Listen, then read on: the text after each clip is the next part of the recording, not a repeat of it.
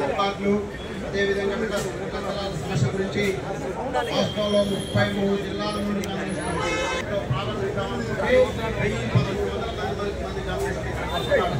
ఇంకా పెద్ద ఎత్తున రావడానికి ప్రయత్నం చేస్తే ఎక్కడికక్కడ జిల్లాల్లో మనం వద్దని బలవంతంగా చేసినటువంటి సందర్భం ఇది. ఎందుకంటే మనం ఈ ఉద్యమాన్ని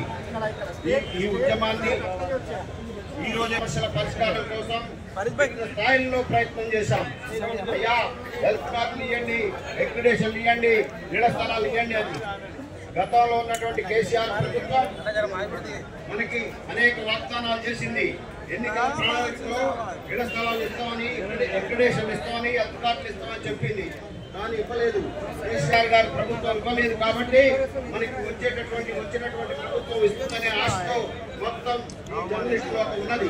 కానీ ఈ జర్నలిస్టుల యొక్క ఏ సమస్యని పరిష్కరించడానికి ప్రభుత్వం ముందుకు రావట్లేదు. అంతేకాదు మనం కోరే గొంతెమ్మ కోరికలు కాదు, అదేవిధంగా ఈ తీర్చలేనివి కూడా కాదు, అయితే కొత్త కోరికలు కూడా కాదు.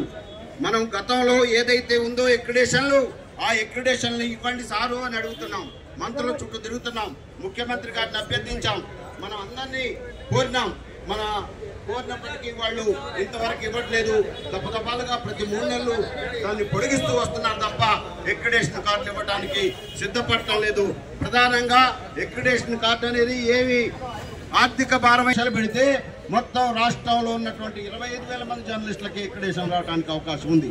కానీ పెద్ద ఆర్థిక భారం లేనటువంటి ఎక్రిడేషన్ కార్డులు ఇవ్వడానికి మీనమేషాలు లెక్క పెడుతుంది ప్రభుత్వం. అందుకని ఏంటంటే ఎక్రిడేషన్ కార్డులు సత్వరమే ఇవ్వాలని, వెంటనే ఇవ్వాలని ఈ ప్రభుత్వాన్ని కోరుతున్నాం. గతంలో కొద్దిగా ముందున్న మిత్రులు మన శ్రీనివాస్ కూర్చొని శ్రీనివాస్ వెనక్కి ఇది శర్మ మీరు వెనక్కి ఇవ్వండి, కొంచెం మనం కూర్చొని ఇవ్వండి.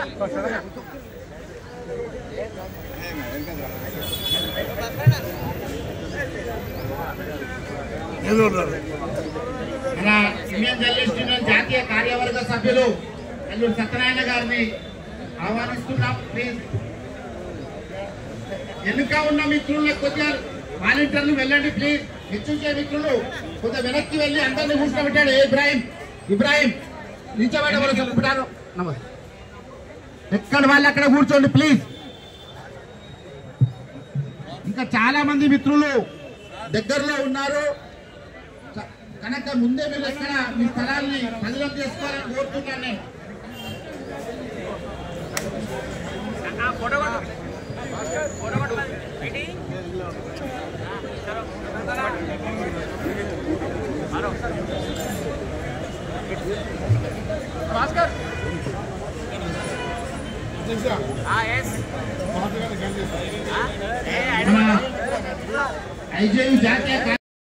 వెనుక ఉన్న మిత్రులందరూ దయచేసి అక్కడి నుంచి మన గేట్ వరకు అందరూ కూర్చోవాల్సి ఉంటుంది కనుక మీరంతా సహకరించండి.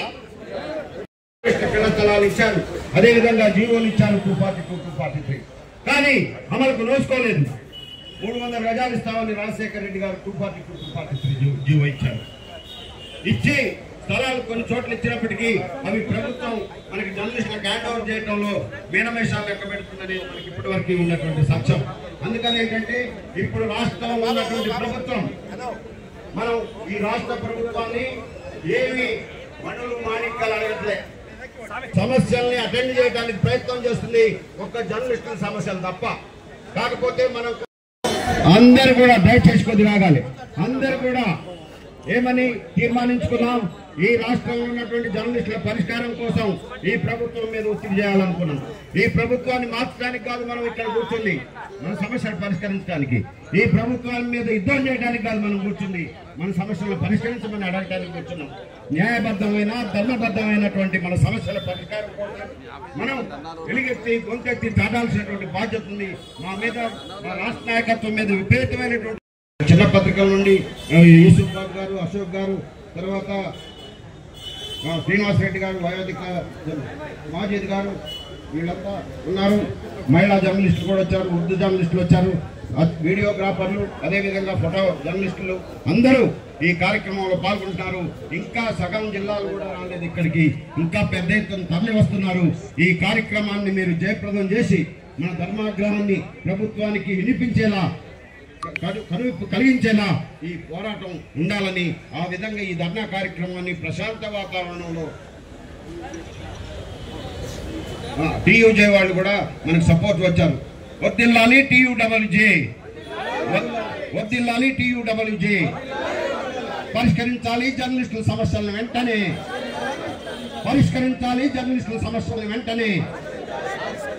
ఇవ్వాలి కొత్తగా అక్రిడిటేషన్ కార్డులను, ఇవ్వాలి కొత్తగా అక్రిడిటేషన్ కార్డులను, ఇవ్వాలి హెల్త్ కార్డులను, ఇవ్వాలి జర్నలిస్టులకు ఇళ్ల స్థలాలను, ఇవ్వాలి జర్నలిస్టులకు ఇళ్ల స్థలాలను, ఇవ్వాలి జర్నలిస్టులకు ఇళ్ల స్థలాలను. Thank you.